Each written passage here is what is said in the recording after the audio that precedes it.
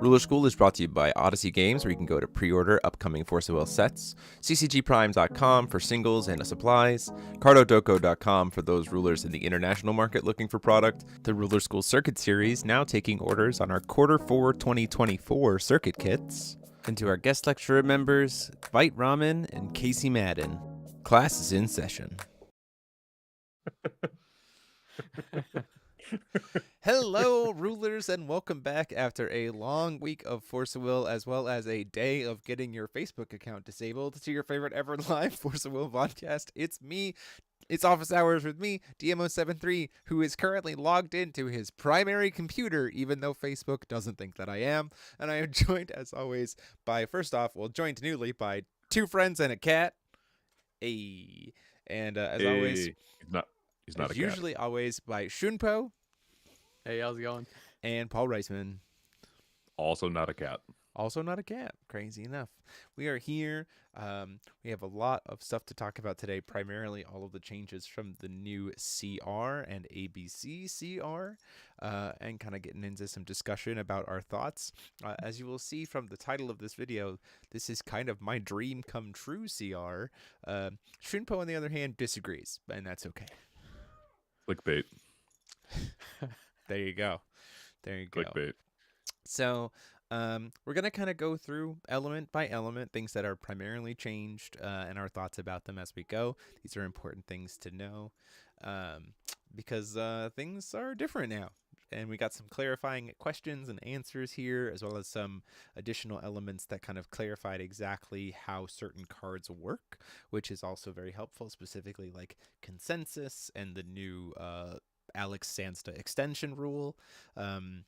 So a lot of clarifying things, a lot of cleanup things, good things in both regular Wanderer format as well as ABC format. And so let's dig into it, shall we?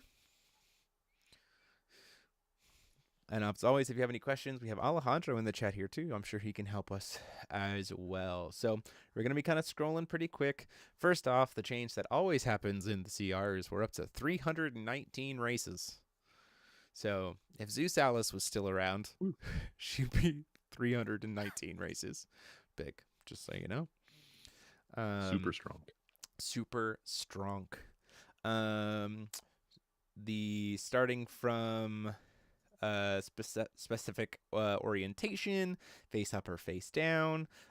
Specifically, they have clarified that you can only look at face down cards if you have permission to do so by the effect that removed them. Right? So you like face down cards are hidden. Crazy. Or by the rules of, yeah. Thank you for that clarification there. That primarily affects things like Giotto. That's just a good clarification there. And now we have zone movement restrictions. If a card is moved by an effect with the card text, put target entity on top of its owner's deck or Magic Stone deck, it is moved according to its card type to the top of the deck. So just clarifying where things go, because we need to make sure we understand how movement goes. Which is relevant because we had that question at locals this past weekend. Yeah. Like, if I'm bouncing a Magic Stone that's turned into a Resonator, where does it go? The top of the deck? The bottom of the deck? Is it shuffled into the Magic Stone deck? Where does it go? And we're like, oh. Well, now you know. It goes to the top of the Magic Stone deck. There you go, Dan. Hey-oh. Speaking of the other rule that came up with Giotto, when me and Min were playing, he was on Flicker Lumia and I was on Giotto. So we're like, well, Giotto should stop Lumia from getting the Resonator out because it's face down. But then Min's also like, well, it's doing it all together. It's like it could have gone either way. Yeah. I think the ruling. So I'm glad that we have clarification now on that. Yeah, we'll get to it. It is clarified specifically that I'm sorry. That's later. Specifically clarified that Giotto is replacing the Flicker from Lumia. So Lumia Flicker loses the fight versus Giotto. You are just RFGing your own things. Good job with that. Clarification on Will of Hope and Will of Despair stuff here. I guess There you go. It's making a comeback. That's why. Yeah, for sure. Yeah. A deck may have cards that have with Will of Hope or Will of Despair, but not both. It is kind of a glaring omission, yes. Yeah. And we might get more in the Masterpiece too. We could get more Will of Hope, Will of Despair. It is Lapis Cluster. Is this a hint? Huh? Oh. And the first big change. The first big change. Look at Shimpo shaking his head. The changes to the Mulligan rules have now come into effect. Instead of draw, for draw opening hand, put on bottom, draw to replace, it's now draw opening hand, shuffle back in, draw to replace. So that's a big change. And we're going to get into it because I, for one, like this change and was already kind of talking about how I hoped the Mulligan rules changed. But Shunpo, I think, disagrees. Go for it, bud. Yeah, as Patrick said, we kind of wish that instead of doing the whole CR change on this, we just wish there was one line of text on Rushiel that said, hey, at the beginning of the game, just shuffle your deck. And I think that would have been much better than changing the entire CR for, like, I guess, like, mulligans. Sure. My issue was, like, okay, like, as, you know, I think back, I feel like mulligans were also, like, part of a skill of the game where, like, hey, I got 5 cards in hand. I don't want to see this card. And I know in the back of my head now, unless this deck gets shuffled, I don't have to worry about seeing that card ever again. Mm-hmm. So now we're at an element of, well, I'm shuffling this back in, and then I still have the odds, no matter, like, whatever the odds are, odds of seeing that card again. Sure. Even though, right, like, I put it back and I don't want it in hand. Yeah, that's fair. So that's my issue with it. But I have more, but I'll hold off. I don't know if Paul would say anything else. Yeah, Paul, go for it. This is what I want to get into the discussion about it. So I'm mad because they are just doing my girl Rukiel very dirty. They are going into the depths of the CR and changing it because of her, which means that she is the best deck of the format. They're done. How many CR changes targeted exactly Rukiel? Tell me. Just this. But in all seriousness, okay, go ahead. Well, and they took away the best deck of the format, the 12 Olympians. Oh, sure, the tier 0. Yeah, the 12s. They took away tier 0 Olympians. It's over. They created something ungodly and just horribly strong. And they just said, you know, we got to go into the CR and change it. So that's what we got to do. So, but in all seriousness, so I'm just making observations here in all seriousness that the mulligan in Force of Will was incredibly, incredibly generous for all of the reasons that Shunpo mentioned. In no other card game with a mulligan rule do I know of this being this generous ever. And so the concept of, okay, we're going to have to take that away is a little weird because I always felt like the mulligan was, in this game, part of this game's identity, right? Sure. It made everything really hyper consistent in its own ways. Mm-hmm. And you got to do math in a very particular way. And now we're just kind of going into a, dare I say, like a magic territory in which we got to do math in that way. I'm not for or against this. I just think it's interesting that they decided to do this now. Yeah. And I think because it's correlated with Rukiel, it puts a bad taste in a lot of people's mouths. Because it looks like Rukiel is just this huge problem, but not really. Yeah, so here's my devil's advocate side as the person who actually really does like this change, who has been around from the very beginning of FOW. I think it does a number of things. And I will say this. This is kind of going back to a conversation that we had either last week about, like, we don't know what's going on. I think the community, what I've seen today, is a lot of the community saying, oh, well, they made this change because the community said something because of Ruchiel, right? Like, clearly this CR change is just because of the community response to Ruchiel. And I'm like, that feels a little tinfoil hatty, because it could be just as likely that when they designed Ruchiel, they were already thinking about making a mulligan change like this anyway, and it's not their fault that the CR guy got sick, and we got the CR after the ruler was then spoiled. It does give credence to maybe we should put put out the CR during spoiler season so that we don't like convince ourselves we know how cards work, right? That's a fair takeaway point. But the idea that like, oh well, this is only happening because the community said something, like feels a little tinfoil hatty. I'm just gonna say. So anyway, back to the point where I actually kind of really like it. It does 3 things for me, maybe even 4 things, right? It does in fact take away a flat, straight advantage that Ruchil would have over literally every other ruler just by existing. So there's 1. 2, it naturally introduces more randomness into the game in such a way that can't be easily abused. Because if you actually look at competitive Force of Will play and competitive deck building, the decks that get really, really egregious, or there's a trend that we have decks that are very successful that are egregiously abusing the old Mulligan rules in terms of how they build the deck and the hypergeometric calculator abuse with being able to manipulate some things like that, and like knowing the fact, because the difference between playing a deck 40 cards, you open up 5, you put 2 back, or you put 4 back, so then you're really only looking through the next 35 cards to see a potential sideboard card or something like Mask, is drastically different than draw 5 cards, put 4 back, shuffle, because now you're looking back through 39 cards.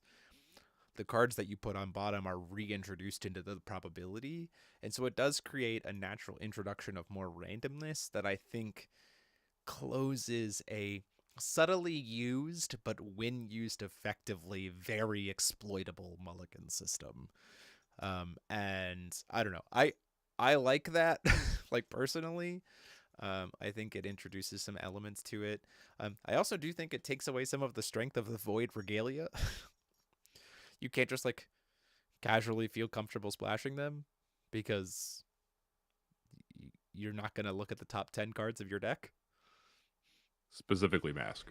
I mean, any of them, to be perfectly honest. Like, I think that this, in terms of being main deckable, like it shifts the power away from the Regalia feeling so comfortable to main board in a deck other than like Mask and Glorious, right? Like Shards is a quick castable one anyway. Star Scale and Grimoire already to me felt like sideboard cards, except for like maybe Grimoire and Fox. But now I think because of these Mulligan rules, they certainly feel like they've cemented their position as being sideboard cards, because it's not just so safe to just main 3 and call it a day. Which I think is, I mean, especially not Mask. I don't know.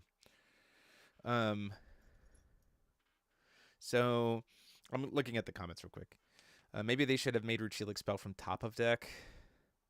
But I will say that changing the CR in a major way to accommodate a new unreleased card, this specific case isn't monumental, but it's not ideal. Adding to the CR to allow more design space is fine, but changing the core should only be done when the game at large is not working as intended. So, but this is what I mean, is like, I honestly don't see the Mulligan, like, I think Ruchil was the straw that broke the camel's back on needing to make a change to how Mulligans work in FOW. But I think it is a problem that has been brewing and probably should have been addressed a long time ago in Force of Will's history. Because I think maybe give us some like other examples, because I think for me, you know, someone who was like not deep into the competitive scene to know like what exactly you're talking about, like what other decks you're talking about. The only thing that comes to mind for me is Olivia.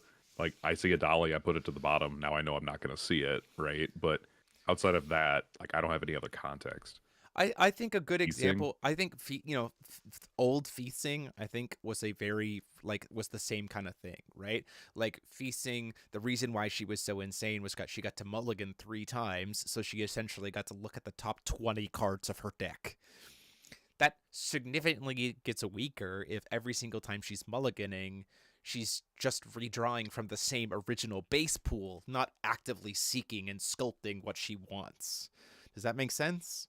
Like, if she had to shuffle back in and then redraw, she's not looking at 40, then looking at 35, then looking at 30, then looking at 25 to build the perfect hand. She's looking at 40, then looking at 38, then looking at 37, then looking at 37, right? Significantly introduces more randomness and prevents, like, honestly, if this mulligan system had been around like this when Feasting was printed, she, while still very, very strong, might not have even been as egregious as she was at the time.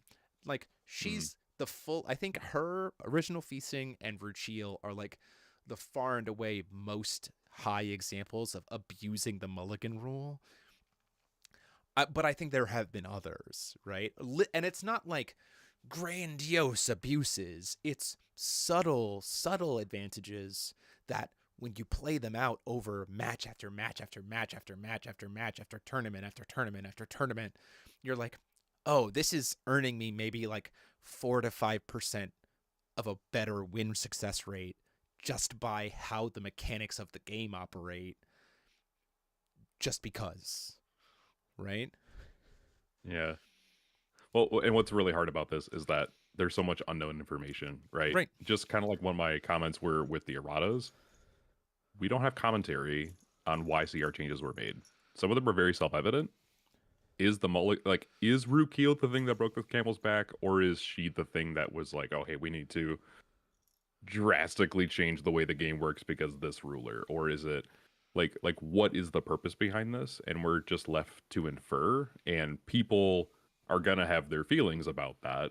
And so when the company leaves room for us to interpret, most people don't like change. So I have that observation too. Let's see. Hold on. I'm trying to think here. I have some max character first, another just going to remind Ayush's of me going through the 5 mulligan changes. I also think, to me too, is that I think I would stand more on the side of this is incredibly frustrating if we didn't have lands in the main deck, or if we had lands in the main deck. Yes. Like, I'll give you that. If we had lands in the main deck and I had to shuffle back, sure, that would be probably incredibly annoying, because it's like no land, no hand lander, or no land hand, shuffle back. No hand land, shuffle back. No hand land, shuffle back. But like, that's not something that happens because all of your cards are good. All of your cards are playable and you're going to get stones regardless. So I just think, I don't know. I think that there's something to the idea of introducing randomness in a way to kind of like levelize the field and prevent some rulers from being able to abuse a game system that others can't. And also make deck building a little bit more mindful. I don't know. I like that too. Like to say, your one-ofs aren't just getting tucked away. They could find their way to the top again. Yeah, that's fair. Let me ask these questions of both Ayush and you, Jeremy. Go for it. Shunpo, if so you're against this change. Yeah. What would make you change your mind? I mean, it's not gonna happen. So like, they would have to undo this CR and put the line of text on Rushiel and just say, as the game starts, shuffle your deck, and I'd be okay. But yeah, I don't know. I mean, the only other thing, like, I have to, like, this is the change. So, as a player, just gonna like accept it. That is what is. But I talked to Jeremy about it. With this rule, I would like to see at least then a time increase for competitive play, and not in overtime, like actually in regulation. I think I know rules change. Yeah, like at least a 5 to 10 minute increase, just because, like, okay, let's say me and Jeremy are playing, we shuffle our decks. All right, cool, whatever. He cuts, or if he shuffles it, whatever. I then do my mulligan. Like, I get my hand, I do my mulligan, shuffle. He then has to cut it again. That's killing more time on the clock, and I would like that time to be added for that. Yeah, it adds a maximum of, if both players shuffle every single time, So like I shuffle, I offer to you, you also shuffle, and vice versa. It adds essentially 12 shuffles, but if the shuffles are happening simultaneously, then it's 6 shuffles, right? 6 shuffle moments. It essentially adds 6 extra shuffle moments, or 12 if we're counting each individual person's shuffle, to execution of a game over a 3-game match. Yeah. So like a 5-10 minute increase in regulation would at least be nice. Yeah. Jeremy, what would make you feel like this was a terrible idea? I mean, listen, I think this is one of those clear moments where I think something needed to happen and they made a decision, and it isn't necessarily how I would have done it, but I get it. I think my execution to this would have been, instead of draw, shuffle, draw, put back, shuffled, redraw, it would have been kind of like Lorcana does it, right? Where it's draw, redraw, then shuffle. Right? So I think that kind of, it would have been like the happy middle ground, where like people who want to do the hypergeometric like hand sculpting thing and like be able to sculpt it a little bit better, like they would still have that, but we would also have the shuffle afterwards to prevent bottom deck abuse, right? Like that would have been the happy medium, right? I think that would have been better, yeah. Right? I think I wouldn't have been as upset if that was the case, yeah. Like if it was draw, redraw, then just adding in a shuffle after the fact, like it would have served the same purpose as what I was hoping for, but felt like it doesn't add as much randomness back into the environment. I, for one, am kind of liking that the randomness is added back in, but I also see it from Shunpo's point of view, right? So I get it.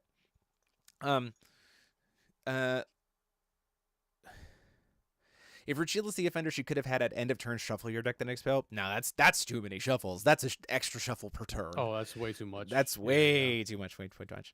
Oh my gosh. So, that being said, there was something that was mentioned in off the cuff comments from different people earlier today before my messenger was deleted. Gosh dang it. That this idea of, to kind of speak to Logan's point, not a fan of a big something to the game change happening every CR. I think that, like, Paul and I had this discussion earlier, there is an element of sometimes still trying to treat I Spy and Force of Will like it is a big 3.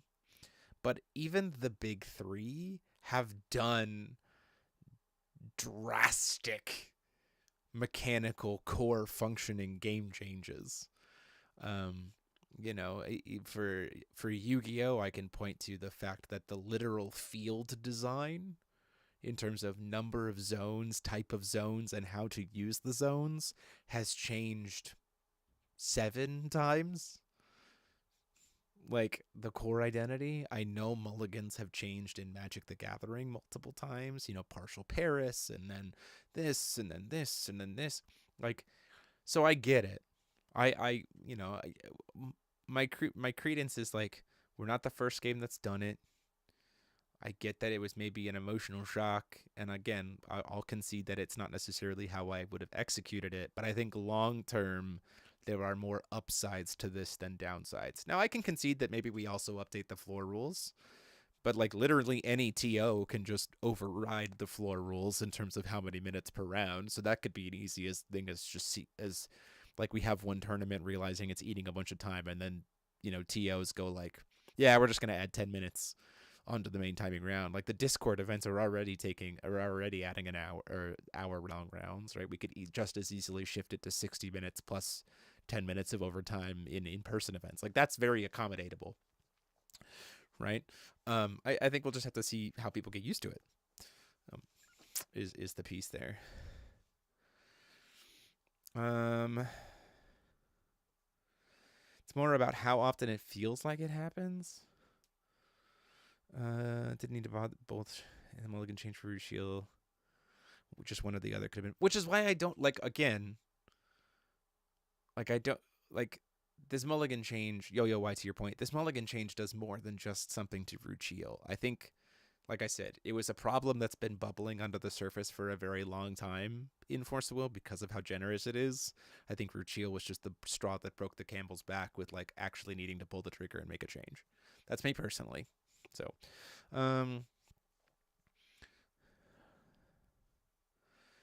let's see.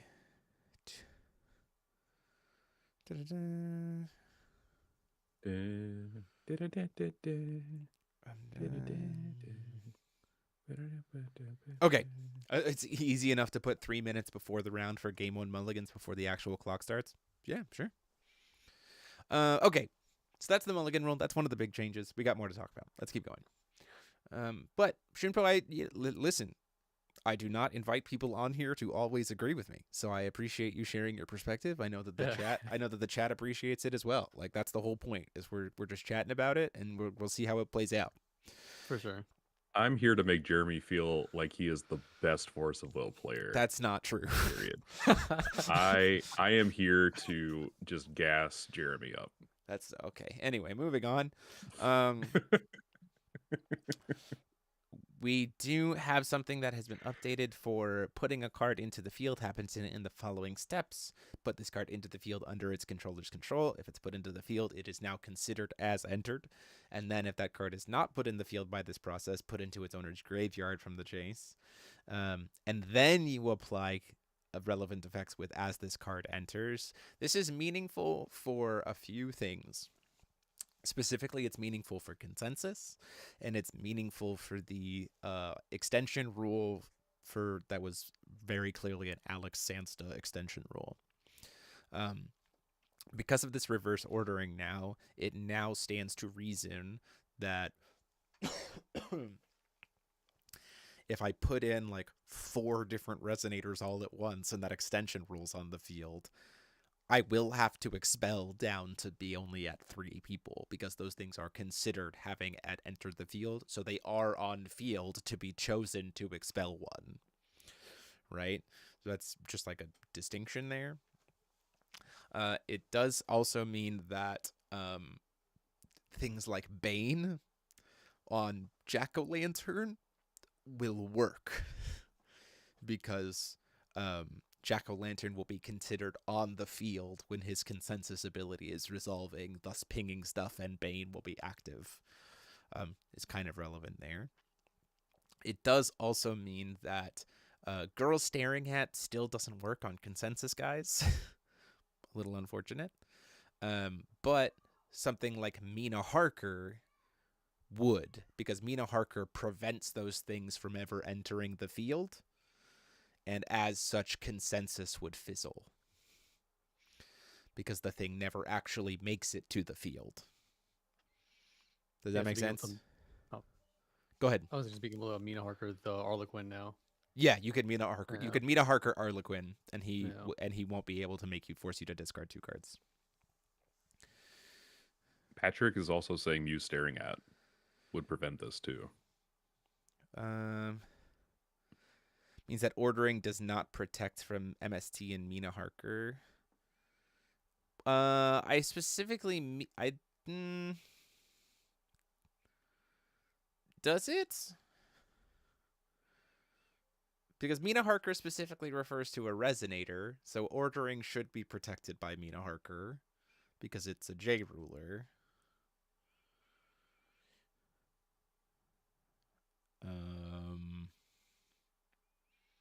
Mina Harker plus Painter is easier to get together. The order cards don't flip and make them J rulers until as this card enters. They become J. Oh, okay. So so now a little bit of a weird nerf to order rulers if you're trying to make them cheaper. Interesting. That's so interesting. Okay. Wow. Thanks, Logan. I missed that clarification there because of when stuff happens. You did the homework.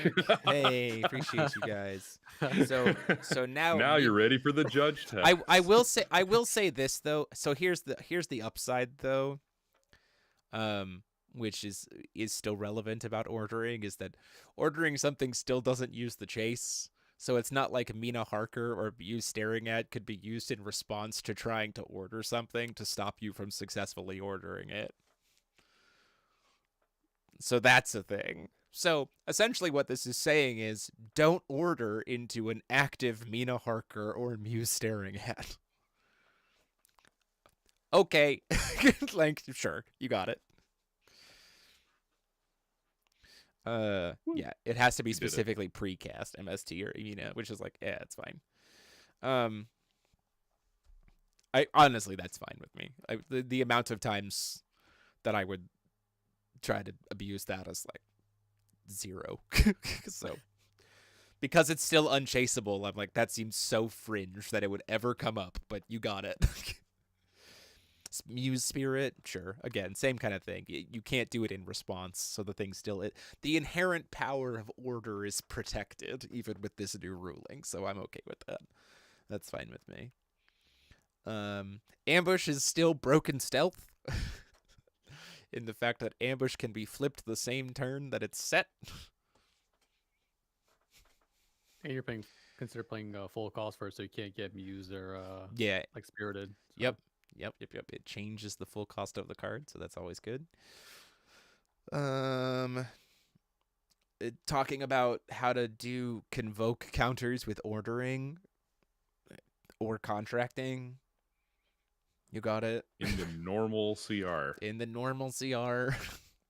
There you go. Let's see what other activation cost is defined.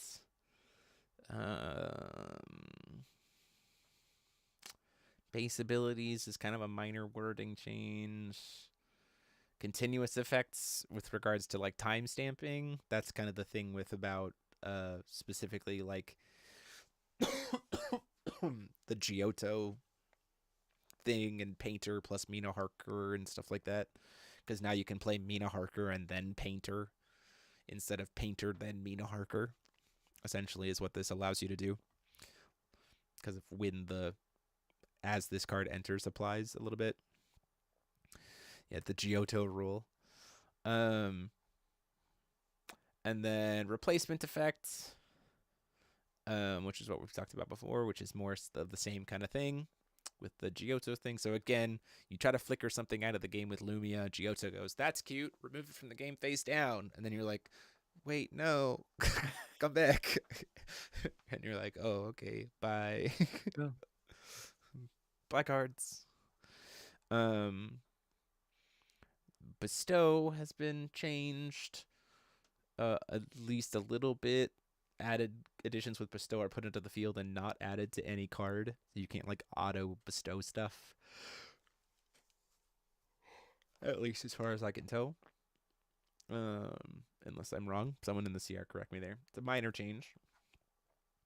And this is the other big change. This is my other dream CR moment.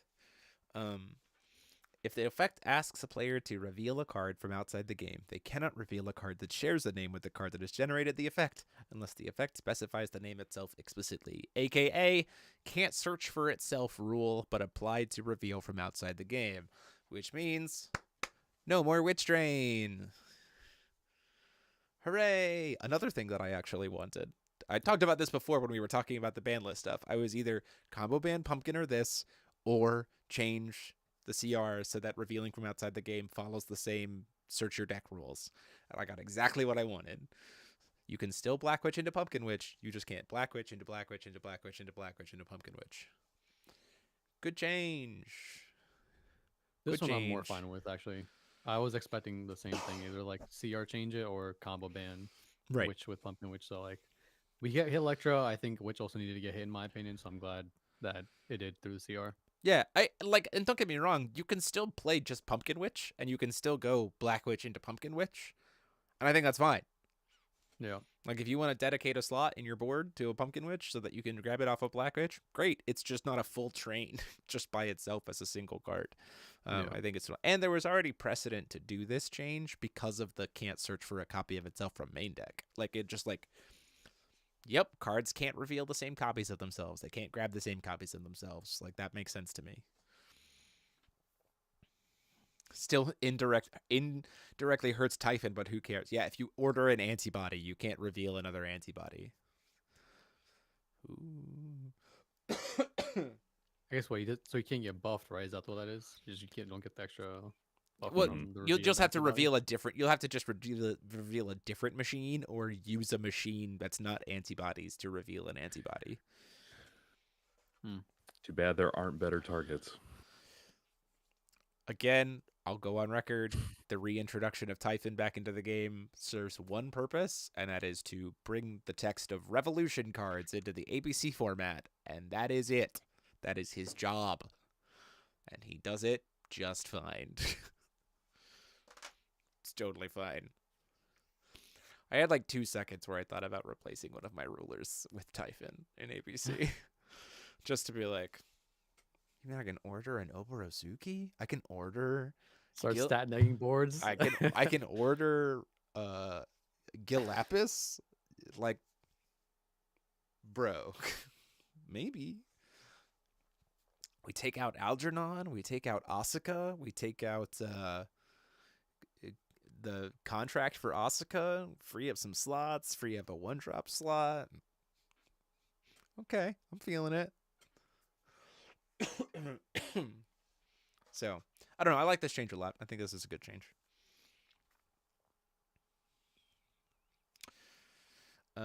Clarification on copying stuff, and that it essentially copies however the card was played, including with solarization.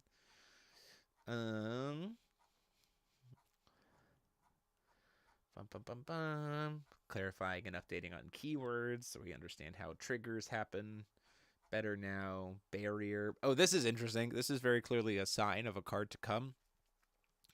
If a card has barrier opponent, treat it as if it was barrier unless there are 4 players in this game, where it means this card cannot be targeted by a spell's abilities controlled by the next player on your left or the right on your the player on your left or the next player on your right. Check the APCCR for more information on multiplayer games. We don't have any cards that have barrier opponent, but Yet. we're going to. Sure. Spoilers. That makes sense to me. Alejandro. Mobilize clarified how Mobilize works for Resonators versus Regalia. The Regalia is an activate ability. The Resonators still suck. Sorry, golems.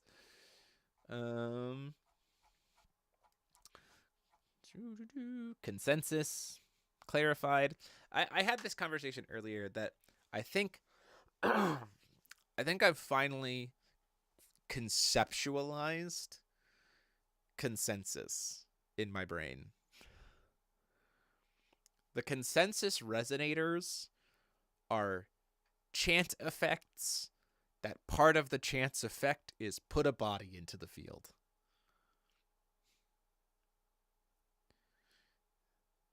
And I say this from this reason. Consensus chants, as they are cast, and this mainly comes up because of the weird, like, how do I interact with a consensus on a resonator thing, right?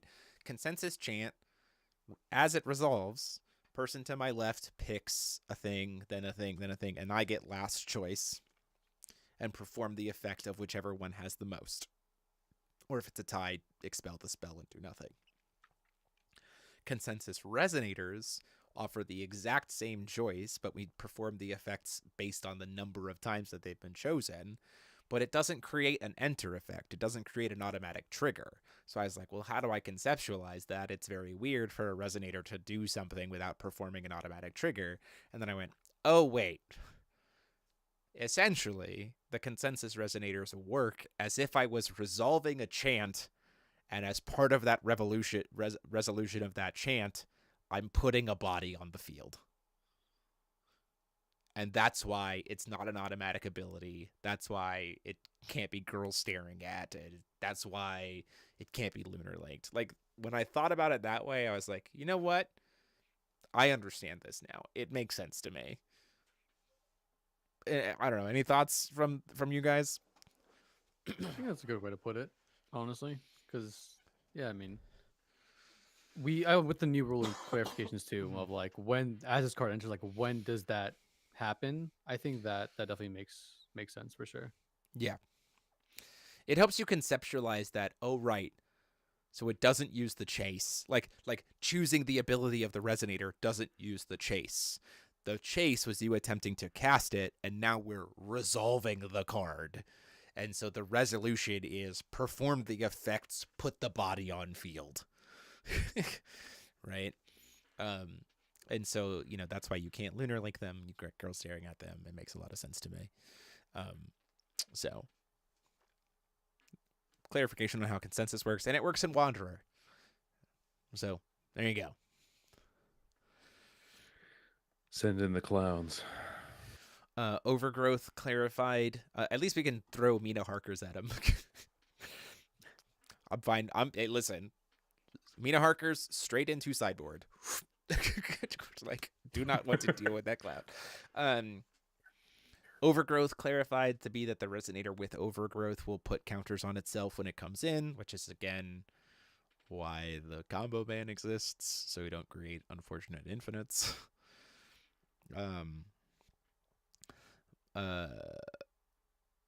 It is also, we just went through all this time to vote. This is gonna happen. Yeah, for sure. Terrifying clarified, Fate clarified, and I think that's everything of the changes in the actual CR.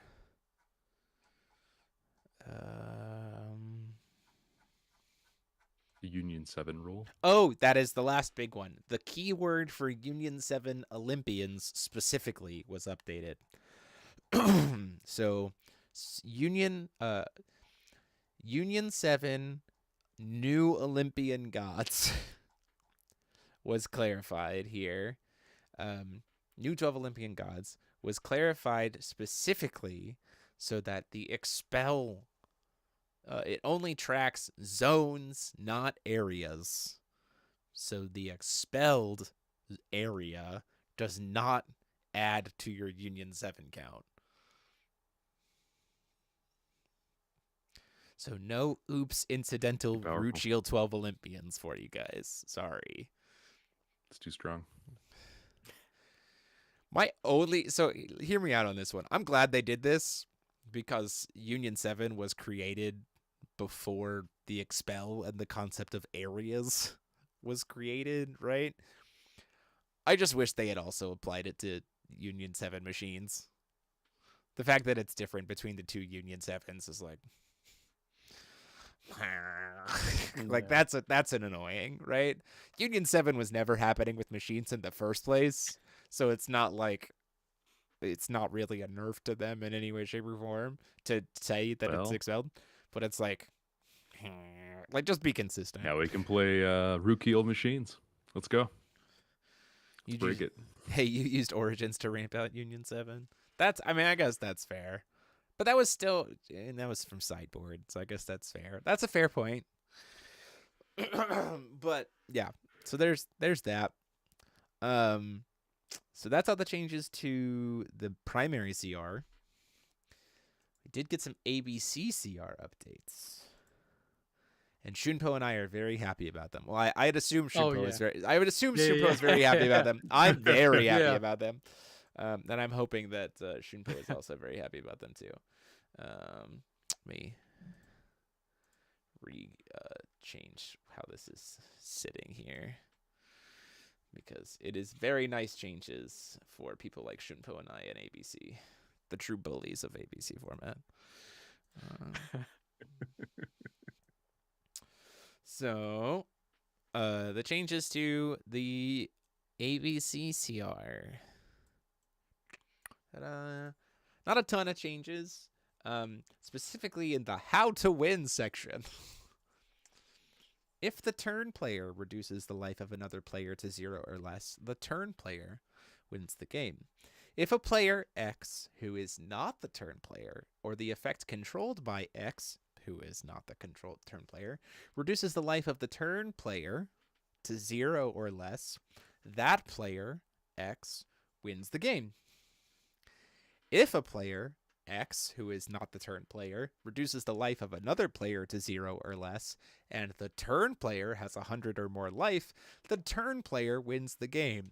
Shunpo, would you like to say why that's a good change? I mean, red players got nerfed. I can tell you that much.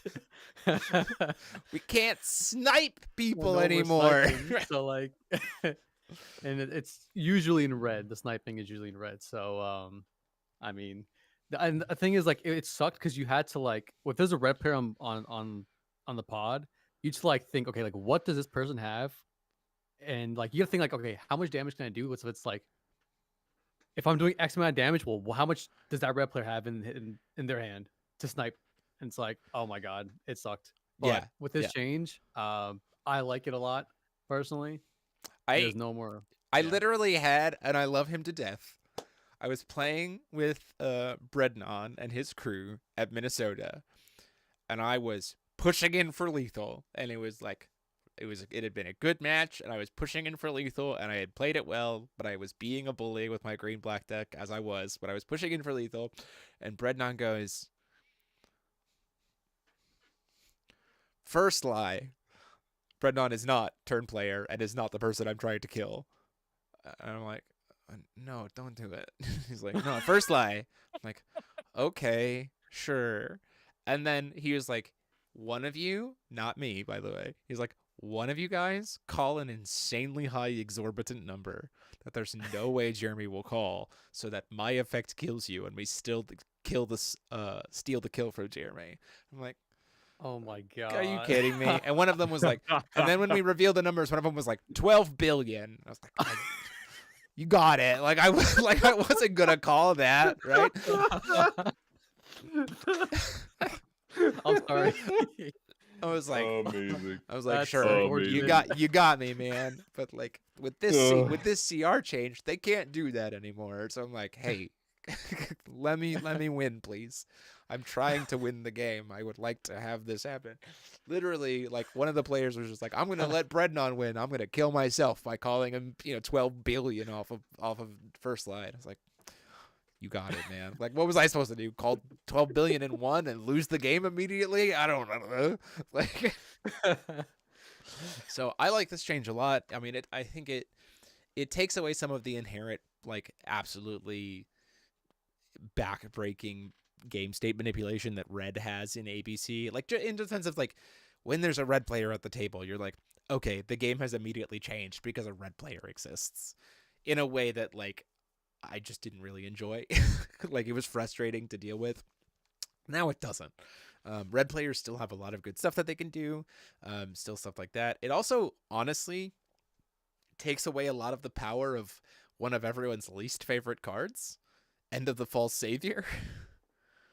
Oh yeah. It takes away a lot of the strength of End of the False Savior, because then it means it specifically has to then target a resonator owned by the turn player, right? Which is a lot more like telegraphed, right? And it specifically could only be used on that player's turn. You can't just like snipe someone with End of the False Savior out of nowhere. So it's just like, oh, that also takes away some of the oomph away from that card too.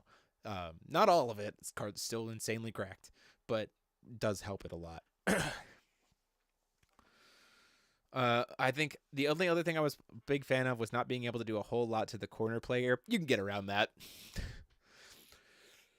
Shunpo and I know you can get around that. There's enough cards that don't care about who the player is, or don't say opponent. Just gotta take some time. You can very easily get around. Or you just play green black and you're a bully and you can explore punish the whole table. So the other interesting thing is that this is also another one. If there's a loop and nobody can stop the loop time, the player that controls the card that started the loop loses the game. This had me dying.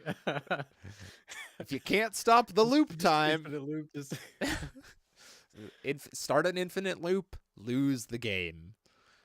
There's like anti-Mike rants right here. Yeah. So, yeah. No, I don't know. Just some lore real quick, if that's okay. Yeah, go for it. I had a friend, Phil. I mean, I'm sure you know him. Yeah. He told me that he was judging Mike Rance's final match. I forgot what it was, but he was just doing an infinite loop, and it was like there was no progressive or this progressing order. This was Athenia. This was Athenia Lich DBV meta, at the Minnesota Grand Prix, and it was Gerardo Felix versus no, it's not Gerardo Felix. It was Gerardo Nunez versus Mike Rance, and they were both playing the Lich Life Loss Shadow X loop, and they were in finals, and they were in game 2, and Mike Rance proceeds to go through the entire loop 3 times, improperly sequencing it so that when he gets back to the beginning of the loop, he has progressed exactly 0 winning darkness crystals. And then Gerardo finally, just to end it, pointed out to him what he was doing wrong so that he would then sequence it properly and kill him so that they could go to game 3.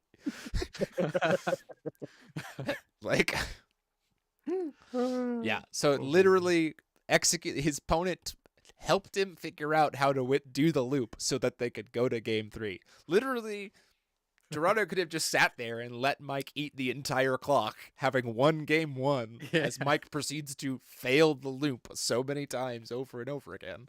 But he was like, nah, please just kill me so we can go to game 3. So that was funny. But yeah.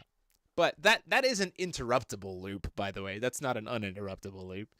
This is specifically with if you create an uninterruptible loop. Or sorry, no, it doesn't even say that. If there's a loop and no one can stop it.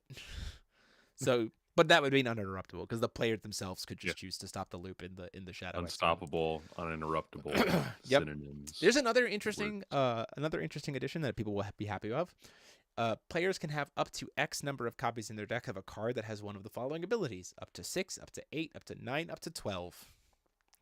So you can play 12 Komodos again. Yay! Yay! You can have Hope, Will of Hope, and Will of Despair in the same deck. And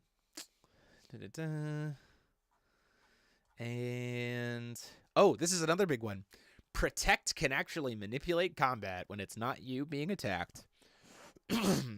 Players can use Protect even if they are not the attacked object or even if they don't control the attack object, as long as the player that chooses to attack is one of their opponents. So I'm here, right? My opponent is here. They're attacking this person. I have something with Protect. I could use Protect to redirect it. I like this change a lot because it adds more ability to influence the corners, which I like a lot as well. So I dig this change. No. Robomate OP. Robomate. If the ordered J ruler leaves, talking about order with Arcana rulers, if the ordered J ruler leaves the field, or the ordered card ordering it is returned to the ruler area, the number of the ruler side, essentially convoke counters carry over, and are persistent. And then if the contracted J ruler is destroyed, expel the contract chant or the contract regalia, and then expel the contracted ruler as well. So ordered rulers in ABC get to persist. Contract rulers die. That makes a lot of sense to me. The idea of a ruler with a J ruler side is supposed to die when it dies, whereas an order ruler is supposed to make a bunch of things a J ruler, so it gets to kind of persist. That tracks to me. And then the ABC ban list got updated. Flighter, Roar, Dark Blessing, Leviathan, Satan, Broken Mask of the Crusader, and Starscale, and Fury of Solaris Ire is no longer banned. Neither is Ethereal of Solaris Ire or Sigurd. So that's what we got. Santa was good to me with the CR change, even if some people aren't as big of a fan. Even though they didn't go clown. Does it still have the anti-RR and other cards? There's more, but in the floor rules? Oh, gosh. Oh. To the floor rules. We go. Making a movie, boys. Making a movie. This was updated. Let's scroll. We're doing it live. Floor rules. Floor rules. Floor rules. Floor rules. Floor rules. Constructed format. Can't have basic rulers in your sideboard. Darn. Steven Justly nerf. Nerfed again. New Frontiers. Oh, interesting. They have defined New Frontiers. Format is based on cluster rotation. Hero cluster onwards and New Frontiers player may only use from the last 3 clusters released and the latest Masterpiece collection. So that's interesting. So Hero cluster on, so New Frontiers is being restarted essentially. It is an option for a format restarted, starting with Hero cluster. So essentially we would get Hero cluster, MP01, Trinity cluster, MP02 as well, because it's technically part of Trinity, right? Well, Hero cluster, MP01, Trinity cluster. If MP02 is part of Trinity cluster, then yes. If not, MP01 would drop off when MP02 exists, and then we'd add in Devil cluster. So it'd be Hero, Trinity, MP02, Devil cluster. Banned and combination ban lists on New Frontiers are the same as Wanderer. Okay. APC. Scroll. Okay. Scroll. That's it. So New Frontiers exists again? That's kind of a big deal. Are we offering New Frontiers as a side event at FowFest now? I like New Frontiers. I still like it. I mean, like, I'd be down for offering New Frontiers as a side event at FowFest. Kiki's in the chat if you want New Frontiers at FowFest. Gather some data. See what happens. Yeah. We need your data. Data. Honestly, New Frontiers my return might be good. So here's the thing that I need to know. Alejandro, clarify for me.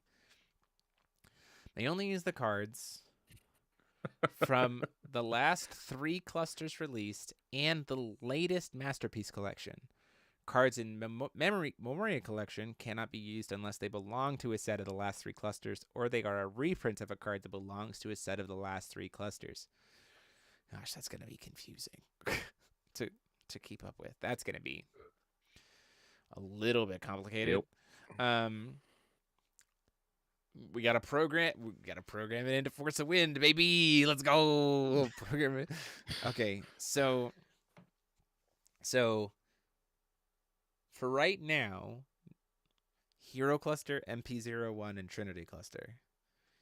When MP02 gets released, Hero Cluster, Trinity Cluster, MP02, but not MP01. When Devil Cluster opens, Hero Cluster, Trinity Cluster, MP02, Devil Cluster becomes... He's converting it. Yeah, so when MPO2 comes out, MPO1 will drop off, and you will play with the 3 main clusters plus MP02 that are available. Yeah. So we'll lose Grim Cluster out of it, and we'll bring in Lapis Cluster.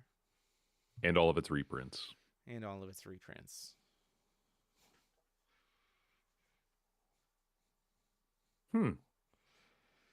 Interesting. I mean, like, having it defined, like, officially is nice. Give people more ways to play the game. Like, this is literally costs the company nothing to just, like, redefine the format, right? Let people have it. And like I said, we'll probably run it as side events at FowFest, because by then and that's easy enough to define because MP02 will be out by then. As will all of Trinity Cluster, right? I think if we're looking at if we're looking at release schedule, it's probably that, because the next set is MP02, which probably comes out in February, which means then last set of Trinity Cluster comes out in... That'd actually be kind of nice. Last set of Trinity Cluster will come out in May, so we'll have Hero Cluster, Trinity Cluster, MP02 corely fully completed and defined for a New Frontier side event format for FowFest. I dig that. I think that's fine. Some MP01 cards reference Grim cards that weren't reprinted. Yeah. 3 news clusters plus newest master base. Speaking of FowFest news, we are currently proposing 3 different tiers of entry. Still finalizing stuff. I'd have the detail in front of me, but my Facebook was deleted. So let me go look up. No, that's been my evening. No. Let me go. I have it posted somewhere else. So this would be the current proposed entry levels. $45 for basic entry gets you a ruler school die, all entry promos, 4 bonus promos of choice, a raffle ticket, and a random play mat. This would be like an old GP mat, a pre-release mat from throughout history, all those kinds of things. The mid-tier entry would be $75 USD. Base entry stuff, 1 free side event, a bonus raffle ticket, and a high-end promo, which would be like a judge promo or an Uber Ascended promo or something like that. And then the high-tier entry, which would be limited to 48 people, just because I don't want to promise something that I can't deliver. So we have 48 of these high-tier tickets, is all of the above, and a set of all, one of each of all 5 of the Uber Decisive Battle for Valhalla promos. So that's Zeus, Alice, Gnarly, Kaguya, Perfect Loki, and Athenia. Great cards for ABC, by the way. And then a random Force of Will deck box and pack of Force of Will sleeves would jump you up from 25 to 75. Currently, by the way, the value of the DBV promos altogether on TCG Player is $113. So add $25 to your mid-tier ticket and make $80 in promo profit. So there you go. Money. Oh, ABC sets are not part of any cluster, which means consensus doesn't exist in New Frontiers. Thank God.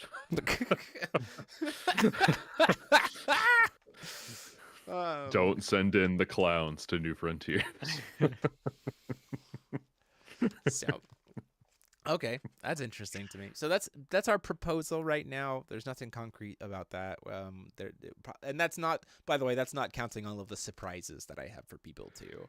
But that's our hope. We'll be offering tickets for selling that at the start after January 1st. We'll be handling tickets internally over at rulerschooltcg.com. Hope you guys do there. We would love to break. So we've got 2 goals, a prizing goal and a Dreamland goal. If we break 70 players in the main event, the first place invite becomes a paid sponsored invite, meaning you get a flight and a hotel for Worlds. There's already unpaid invites for first, second, and third. The Dreamland invite is I would love to break 100 players for the main event. Having the first 3-digit Force of Will event in years would be huge. So I hope you all consider coming. It's going to be a lot of fun, and more details will come soon for that. We need you to show up. Make Vow history. Hey, people who got the top 8 the previous year should get prize points. So with that, thank you all so much for joining us this evening for this conversation. It's been great, Shinpo, as always. Glad to have you here to offer that. We don't always have to agree on everything, and that's fine. Yeah. Just some housekeeping notes. This week we will also have another members only testing out video. We're trying out Killua this week for members to see how the rework goes for her. And then also the feature match this week is Moonglow versus Ruchiel. Keep in mind it was recorded before the Mulligan rules got announced, but it honestly doesn't change a ton because of how the decks were built. So be on the lookout for that on Wednesday. Deck profiles will get caught up later this week. And until next time, this has been myself, DMO73, currently Facebookless, and I have been joined as always by Shunpo. Have a good night, everyone. And Paul Reisman. The hacker the whole time. Oh, please don't. Class dismissed, everybody.